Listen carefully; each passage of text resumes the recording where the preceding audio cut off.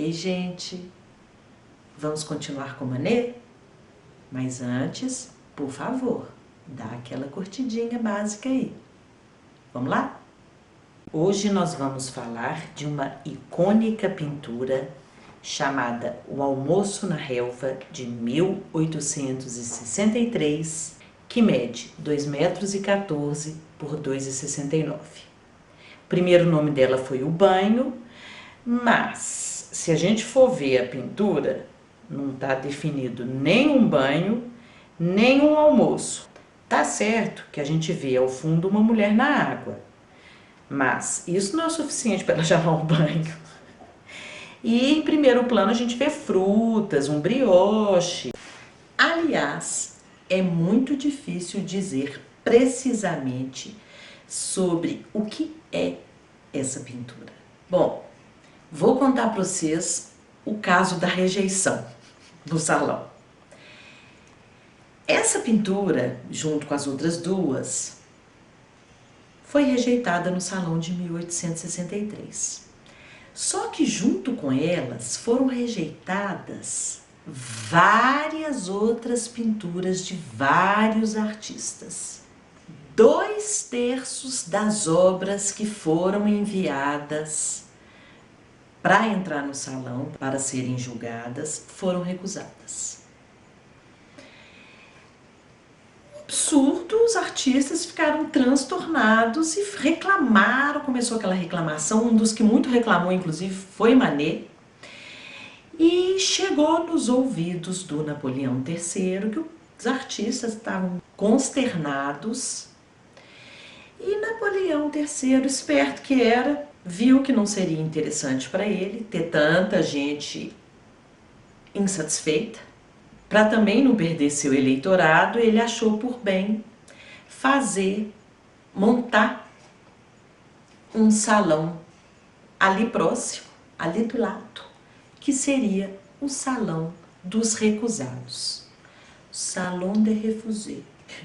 E diz Napoleão que ele estava criando esse salão paralelo porque ele daria a oportunidade ao espectador mesmo fazer o seu próprio julgamento, né, sobre essas obras.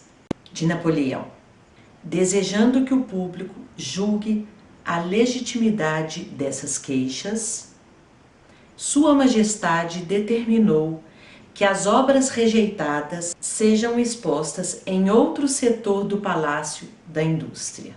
Então, falou, pelo menos eu limpo minha barra, né? A partir disso, o mundo artístico se dividiu em acadêmicos e independentes, porque geralmente quem não era aceito no salão agora criava uma exposição independente e fazia sua exposição. Olha uma revolução aí na arte, olha uma grande mudança, olha um grande momento na arte. E o mais engraçado é que mesmo essa pintura que eu vou falar para vocês, O Almoço na Relva, estando num salão já alternativo, ela mesmo assim causou muita controvérsia. Por quê?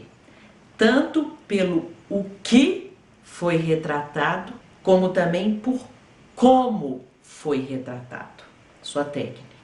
Dizem que um surpreendente... Aí que o negócio pegou fogo, né? Que um surpreendente número de 7.000 espectadores lotaram o Salão dos Recusados. Todo mundo queria ver o que foi recusado. Isso já nas primeiras horas após a inauguração.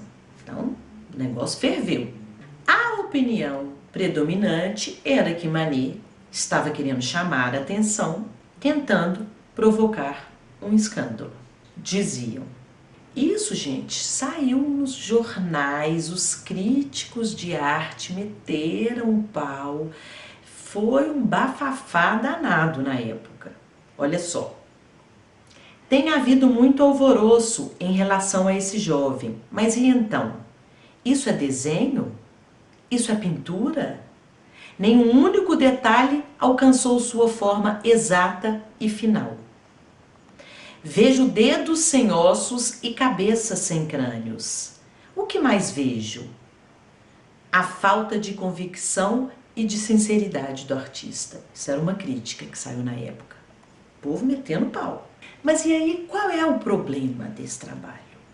O que é que causou, né? Vamos ver o que é que causou, o que ele fez que irritou tanto as pessoas e que causou tanto espanto. Em primeiro lugar, essas pessoas retratadas no quadro são claramente figuras parisienses modernas. Essas pessoas não estão colocadas longe na mitologia grega e romana antiga, como a maioria das obras que eram as queridas do salão, que eram as aceitas, como por exemplo esse Nascimento de Vênus do Alexandre Cabanel, que era um dos queridinhos do salão da Academia Francesa. Aqui, no quadro do Manet, a gente vê pessoas vestidas com roupas elegantes, modernas, exceto a mulher, que já faz parte de um outro problema. Ela está nua. Mas qual que é o problema desse nu? Já que o nu é um tema clássico da história da arte. O problema é que aqui ela não é velada e distanciada pela mitologia. Ela não é uma ninfa no bosque, ela não é uma Vênus. Ela é uma figura reconhecível. A modelo tradicional do Manet, Victorine Meurent. Uma mulher de carne e osso, que todo mundo conhecia, que existia. E o que faz ainda por cima a gente ter certeza que ela é uma mulher real, moderna, é que a roupa dela ainda está jogada no chão. Ou seja, ela está nua, mesmo tirou a roupa e a roupa está lá, né? Os dois homens que estão com ela também são reconhecíveis. Eles não parecem idealizados, não parecem atemporais, né? Deuses. Eles vestem roupas contemporâneas da época. São pessoas reais que você podia encontrar na rua, nas ruas ali de Paris. Dizem que o homem que está ao lado dela foi baseado em seu cunhado, o escultor holandês Ferdinand Lerhoff, e que o outro, mais à direita, seria Eugène ou Gustave Manet, irmãos de Manet, ou ainda uma combinação dos dois, porque dizem que ambos posaram para a tela. Outro problema com essa imagem é que ninguém parece estar interagindo de verdade ali. A figura feminina nua olha diretamente para nós num olhar que é muito desinteressado, mas ainda assim muito direto, que também está rompendo com a tradição que em raros casos um nu olha para o público e quando olha é com um olhar tímido, não é encarando o público não. O homem da direita aponta para o outro que parece olhar distraidamente para fora da pintura e parece não dar retorno para ele, né? O outro está quase que falando e o outro está olhando para o além. E ainda tem a figura estranha do fundo, que é uma mulher, né? Parece que com roupas de baixo da época, que é estranhamente grande demais para o lugar onde que ela está. Mais problemas. As figuras são muito planas. A figura feminina nua não está modelada com o tradicional, habitual claro escuro, que é o que lhe daria uma sensação de tridimensionalidade, que é típico das representações de nu. Ela está chapada, plana. A gente vê ali pequenas modelagens ao redor do peito e da coxa, mas na maior parte ela parece um recorte plano. E no geral, o manuseio da tinta, como na grama ali no primeiro plano, ou no campo à distância, é super livre, escovado. Não tem aquele senso, aquela preocupação, aquele senso de acabamento, sabe? Aquela preocupação de pinceladas, é pictórico. E aí o povo ficava encasquetado. Como é que ele coloca, né? Quem que seria ela? Uma prostituta, então? E aquela lá atrás? E aqueles, né? Porque os dois homens vestidos e as mulheres não. Eles claramente da época, figuras reais, e ela também. Então não tinha desculpa de falar que era uma alegoria à música, uma alegoria ao amor. Não, tinha dois homens ali vestidos com duas mulheres, uma praticamente pelada e a outra pelada. Uai! Tiveram pessoas que apelidaram de o bacanal. E uma coisa que ainda por cima indignava as pessoas era que Manet estava conscientemente se baseando na tradição da história da arte aqui nessa obra. Sabe por quê? Bom, a gente sabe que ele conhece a arte tradicional, a arte clássica, porque ele havia copiado pinturas no Louvre. Então, essa pintura é baseada diretamente em pelo menos duas fontes. Um trabalho que pensava-se ser do Giorgione, mas hoje é sabido ser do Tiziano, que se chama Concerto Campestre e foi feito em cerca de 1509, Cinquecento, Renascimento. Esse trabalho também mostra duas figuras masculinas vestidas e duas figuras femininas nuas em uma bela paisagem. Então, nuas, mas aqui são figuras alegóricas, são deusas.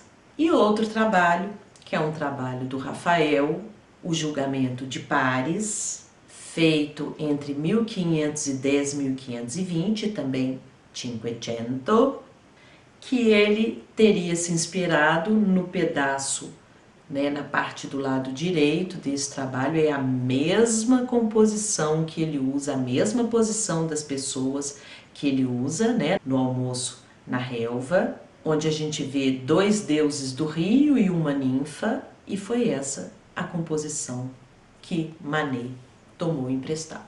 Só que é muito louco, porque no trabalho do Manet ele não conta uma história.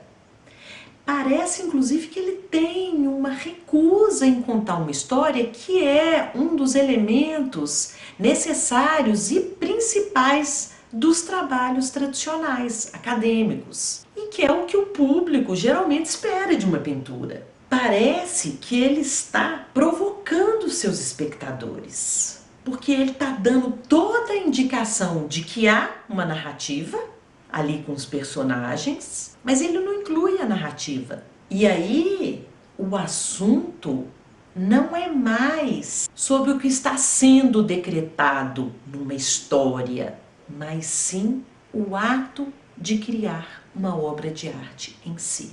A escolha que ele faz enquanto artista, suas pinceladas, sua composição, parece que ele está desafiando as autoridades artísticas e fazendo uma declaração.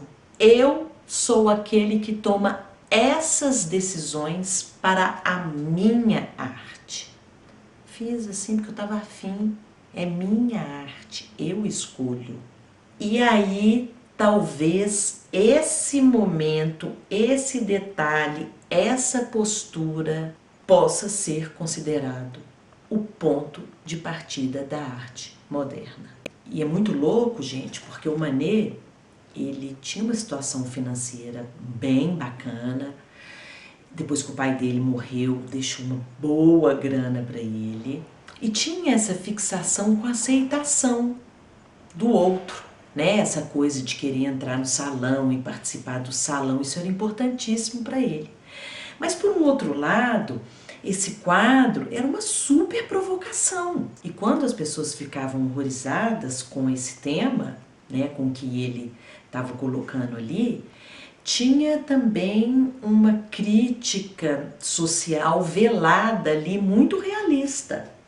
O Courbet não fazia críticas sociais bem apimentadas nos quadros dele? Acaba que esse quadro, querendo ou não, é.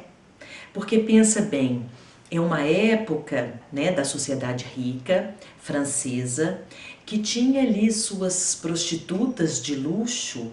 Os ricos pagavam, até sustentavam mulheres. Tinham todos casados, tinham lá a sua mulher, seu filho, a mulher bonitinha em casa e amantes que eles às vezes sustentavam, pagavam uma outra casa para amante. Essa história que todo mundo conhece. Isso nessa época em Paris era muito comum.